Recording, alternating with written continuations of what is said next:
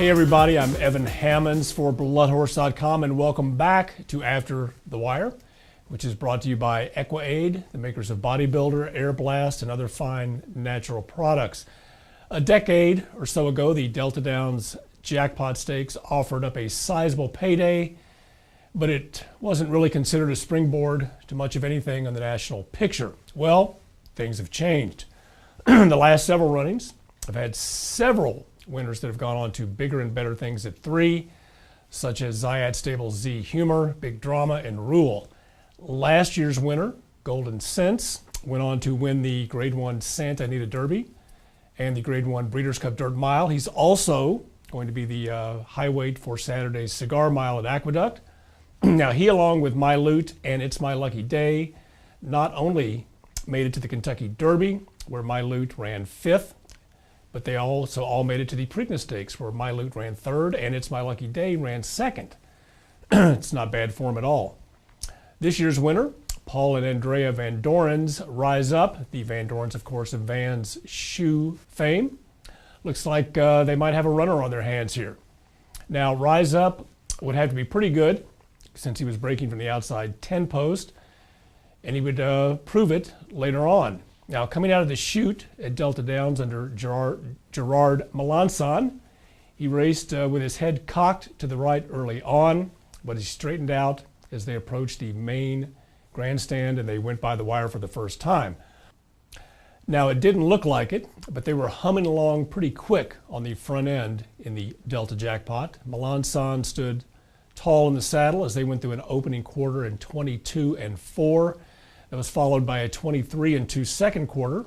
Rise Up and Melanson slowed the pace down with a third quarter in 25-3, and they were also able to extend their lead on the front end, which is pretty much a dagger in the heart for the rest of the field.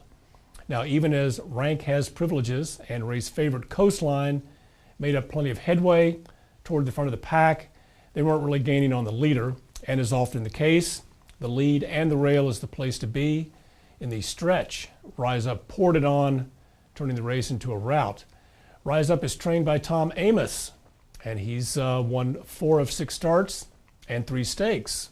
He won the 6 furlong stakes at Mountaineer, and he also won the 1 mile Jean Lafitte Stakes, which was the prep for the jackpot, which is run at a mile and 16th.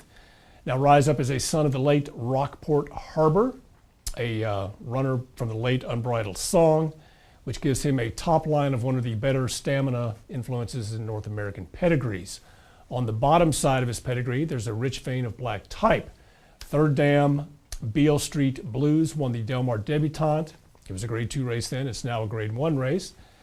And Beale Street Blues is a full sister to Dixieland Brass, winner of the Hutchison and Fountain of Youth Stakes back in the winter of 1989 for a young Bill Farish and his grandfather, Bayard Sharp. Now, Dixieland Brass would pull up with an injury in the Florida Derby as the 4-5 favorite, but he would go on to sire more than 20 stakes winners. Rise Up's final time of 144.71 stacks up well with a track record of 143-1, along with a stack of $600,000 in cash. The Princess for fillies, it was at a mile, went in 138.95, and the track record for a mile was set earlier on the card when Maggie Moss's Grand Contender got the trip in 136.89, or under Melanson for trainer Tom Amos. Amos had a big day too, as his LSU Tigers had a big day as well, crushing Johnny Football and Texas A&M in Baton Rouge. Now, Thanksgiving weekend gives us 17 graded stakes from Aqueduct, Churchill Downs, and Betfair Hollywood Park, from which to feast on and give thanks for. Now, come back next week as we'll pick our way through the buffet. I'd like to thank everybody for watching After the Wire.